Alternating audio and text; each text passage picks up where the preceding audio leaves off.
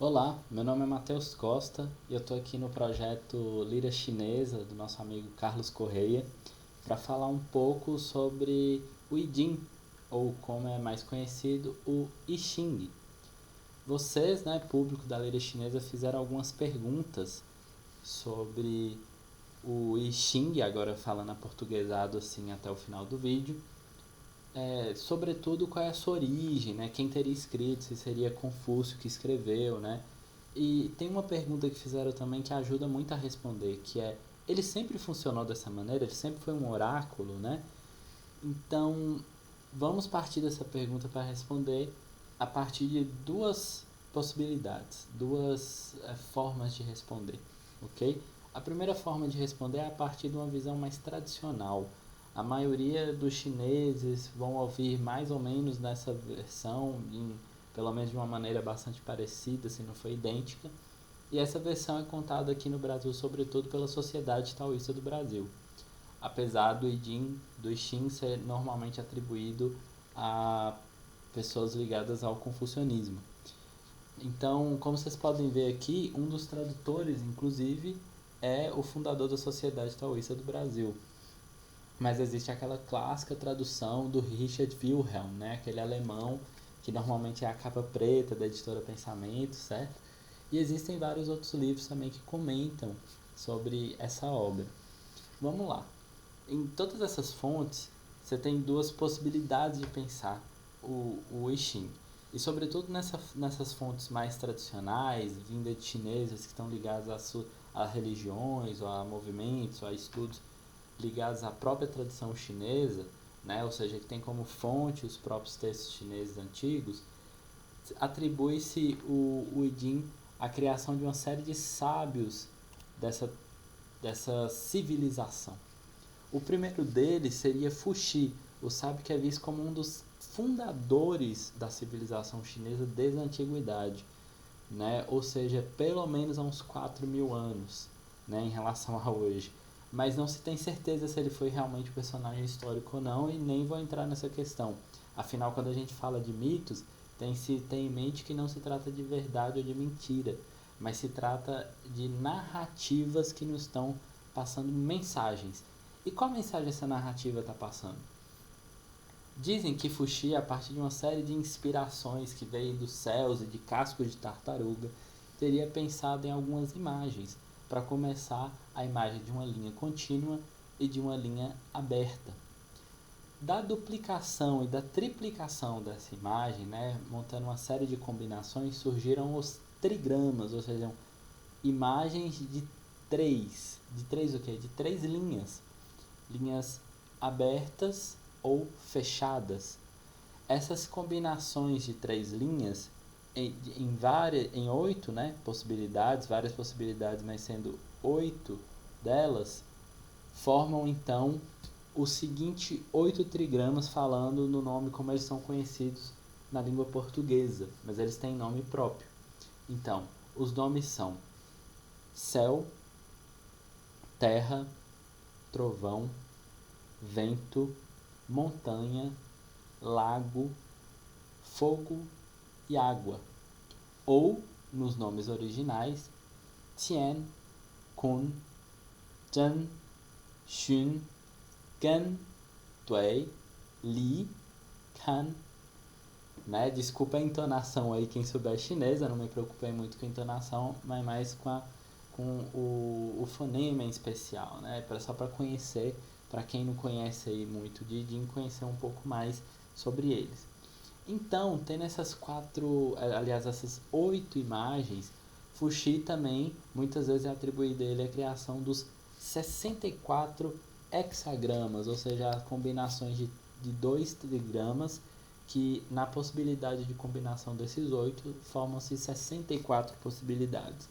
Então, se tem aqui, para você ver esses 64 nessa imagem aqui que eu estou mostrando para vocês, os 64 hexagramas, eles são imagens, né, dessas linhas contínuas ou fechadas em seis traços em bloco, né, escritos de baixo para cima, como a construção de uma casa, assim como algo que você vai fundamentando de baixo até em cima.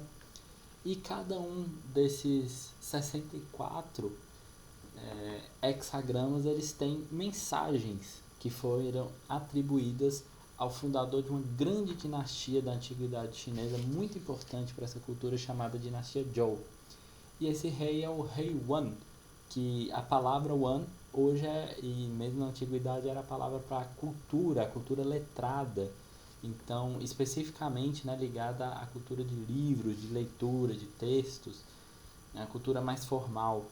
Então, o rei Wan é atribuído os comentários escritos desses hexagramas, né? Então, os comentários chamados de decisões, ok? Agora, dessas decisões, né, se tem também a atribuição de imagens, né, de comentário a essas imagens. E esse comentário às imagens é atribuído ao irmão do rei Wan. Aliás, ao irmão do rei Wu, um dos filhos do rei Wan, o Duque de Zhou. O Duque de Zhou, então, que é conhecido assim por ter sido regente da dinastia Zhou num período muito importante, né? Ele, também considerado como um sábio líder da China antiga, teria formulado também uma parte que é vista como componente básico do I Ching. E, por fim, tradicionalmente também se atribui a Confúcio uma série de comentários chamada de As 10 Asas, que às vezes é colocado como junto do oráculo, às vezes é colocado como um anexo, comentário filosófico, ou mesmo técnico, ou mesmo até num tom metafísico, mais especificamente dentro da ideia de um comentário filosófico, a esses trigramas e hexagramas. E mesmo ao comentário da decisão ou julgamento e ao comentário das imagens. Então percebam que mesmo no comentário tradicional, percebam que o I Ching é uma obra de vários autores, que vem de uma inspiração divina de um dos mais antigos líderes da antiguidade chinesa, Fuxi, passando por o rei Wen, o Duque de Zhou, um dos seus filhos, né? A Confúcio, que via justamente todos esses reis, especialmente o Duque de Zhou, como um símbolo de pessoas nobres, virtuosas, que tinham uma grande sabedoria, ou, como alguns chineses preferem dizer, uma santidade, né? Essa mesma palavra para sabedoria, para sábio e santo, né? Que pode ser traduzido, depende da sua visão de qual é a melhor tradução. Ok, essa é a visão tradicional, certo? Então, nessa visão tradicional, o I Ching teria sido construído por último por Confúcio. A questão é que na segunda versão se diz que através, né, da arqueologia, através de estudos de carbono 14, né, de pesquisas com carbono 14 para encontrar quais são as datas mais antigas, se fala então que essa construção é mais longa ainda do que a tradição diz. De que está falando então? Vamos lá. Fazendo um certo retorno, né, com a nossa imaginação.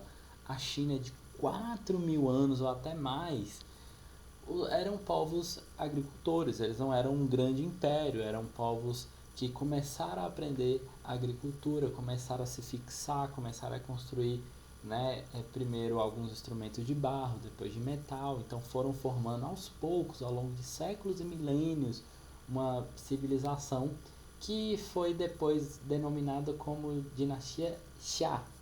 Essa dinastia, então, você tem os primeiros vestígios de civilização chinesa, mas ela não é comprovadamente vista como realmente um reino, uma dinastia.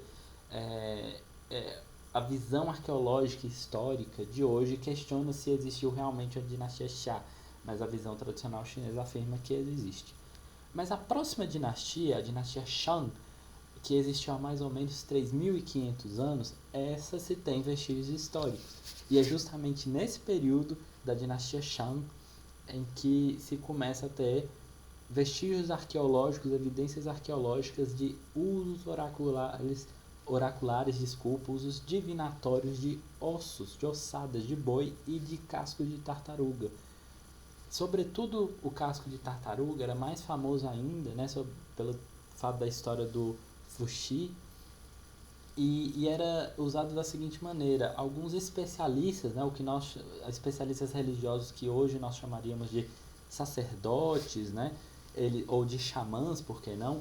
Eles eram contratados pelas lideranças, né, o que nós chamaríamos hoje de reis, para pegar esses cascos de tartaruga ou de bois e saber fazer uma leitura em que saberia qual era a melhor época para plantação, para um matrimônio, né, um casamento, para um ataque ou mesmo para a união de dois grupos contra um terceiro grupo que está tentando invadir o nosso território, né, pensando aqui que nós estamos na China antiga.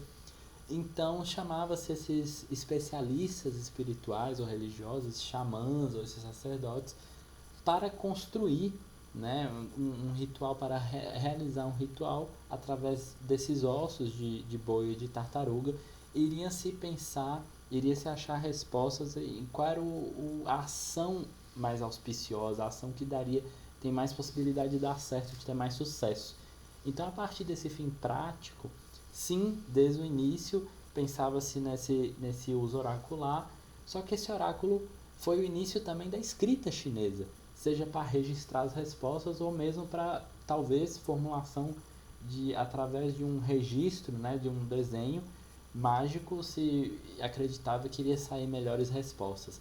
Seja lá de que forma eram usados os primeiros caracteres chineses, esses registros começaram a ser constantemente utilizados, formaram o início da escrita chinesa, então tem tudo a ver com esse oráculo, e aos poucos essas duas coisas foram se unindo. Então o próprio oráculo começou a se tornar um texto à parte, e na verdade existiam vários oráculos.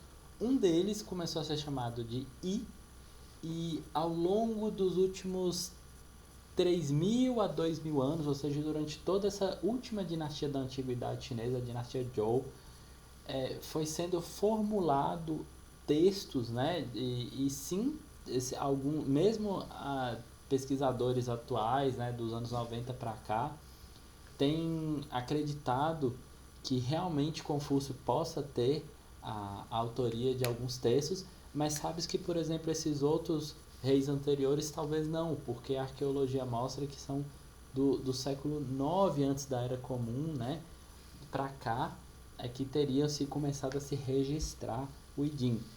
Agora, Confúcio realmente pode ter tido alguma contribuição, mas certamente ele não foi o último editor, mesmo escritor do Idim. Continuou-se a registrar e tendo vários oráculos paralelos, mas o Idim foi um que sobreviveu. Foi um que sobreviveu ao tempo, sobreviveu aos vários povos, sobreviveu realmente a uma série de situações que fez outros oráculos perderem. Inclusive, tem alguns achados nas últimas décadas desses outros oráculos, né? Mas isso fica para uma outra conversa, fica para um outro diálogo, outro momento. O que importa é que, cruzando as informações, realmente nós podemos concluir, tanto a partir do relato tradicional e até mítico, ou seja, do relato mais historiográfico e arqueológico, de que o Idim é uma obra, sim, divinatória, tem a ver com o uso de oráculos lá na antiguidade chinesa há pelo menos 3.000 anos, mas a gente pode dizer que até mais tempo, né? Mas certamente há 3.000 anos, e houve uma construção que durou cerca de 1.000 anos, que só na dinastia Han é que foi realmente ser sedimentada. A dinastia Han ela ocorreu entre 200 antes da Era Comum a 200 da Era Comum. Então há mais ou menos 2.000 anos, né? Essa dinastia Han, ela sedimentou, houve um processo então de canonização ou de sedimentação do Idim, onde ele se torna a edição que nós conhecemos hoje, né, no formato em que nós conhecemos hoje, com a imagem, né, do hexagrama, um comentário, a imagem que comenta tanto a decisão quanto o próprio hexagrama, e as 10 asas que são atribuídas a Confúcio, mas que na verdade são de autorias de vários autores, né, de várias pessoas ao longo da história da antiguidade chinesa e da própria dinastia Han. E a partir da dinastia Han nós temos também a história de alguns comentadores do Idim, sobretudo o famoso Wanbi, passando depois 1000 anos depois aproximadamente, não, mais ou menos 800 anos depois, pelo famoso Shaoyang, e um pouquinho depois pelo famoso Jushi, o famoso neoconfuciano que todo mundo cita. Se você já estudou alguma vez confucionismo, já deve ter ouvido falar desse nome, o Jushi. Então, ao longo de toda a história chinesa, tiveram tantos daoístas, né? Eu citei o caso aqui, Wanbi e Shaoyong, eles eram confucianos que também dialogavam com o daoísmo, e tivemos confucionistas um pouco mais ortodoxos, como o Jushi e o Hanyu, por exemplo, da dinastia Tang também, que formularam alguns comentários ao I Ching que acabaram se tornando o padrão do que nós conhecemos hoje ao I Ching, né? Claro que existem ao longo da história chinesa vários comentadores, várias visões, mas o importante, voltando para a pergunta, é sim, o I Ching surge como oráculo e ele continua sendo usado como oráculo ao longo de toda a história chinesa, inclusive por governantes, né? A diferença é que na antiguidade não era o livro I Ching, né? Lembrando que I significa mutação e Ching clássico. A noção de clássico só foi aparecer propriamente na dinastia Han, né? Antes simplesmente usava o termo I, né? Até hoje estudiosos do I Ching gostam de falar de o estudo do I, o I Xue, e não como estudo do I Ching, porque I Ching é essa formatação das mutações, é essa obra. Agora o I é um estudo mais antigo, que data inclusive antes da escrita chinesa, né? Algo mais amplo. Então esse é o início da resposta aqui para a lira chinesa para o Carlos. Aguardem que tem mais algumas questões a serem respondidas desse clássico super conhecido da cultura chinesa, o clássico das mutações. Até a próxima, pessoal.